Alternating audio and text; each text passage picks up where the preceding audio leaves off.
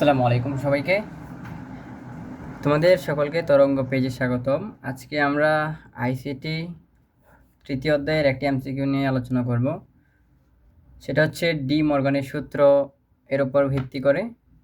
তো একটি বুঝিয়ে দিলে তোমরা আশা করি অন্যান্য সকল এরকম ধাপের সকলগুলোই এমসিকিউ সলভ করতে পারবা। তো দেখো এখানে কি বলেছে, এ প্লাস এ বার হোল বার সমান সমান নিচের কোনটি সঠিক। এখন আমরা জানি ডি মর্গানের একটি সূত্র রয়েছে, যেটা হচ্ছে এ প্লাস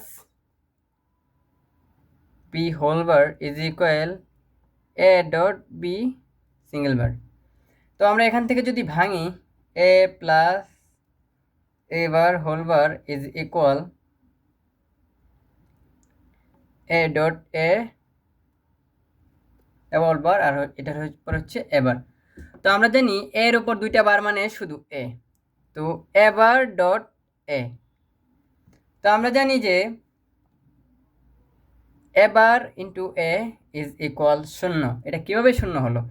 তুমি যদি এখানে এর জায়গায় ওয়ান ধরো, তাহলে কি আসে দেখো, 1 আসলে 1কে বার করে দিলে 0 হয়, এবং হচ্ছে একে বার করে দিলে 1 হয়। তাহলে 1 ইন্টু 0 ইজ ইকুয়াল 0। আবার তুমি যদি এটাকে 1 ধরো এবং এটাকে 0 ধরো, তো এখানে থাকতেছে 1 আর এখানে থাকতেছে 0, তো একই কথা 0। তো এটার উত্তর হবে 0।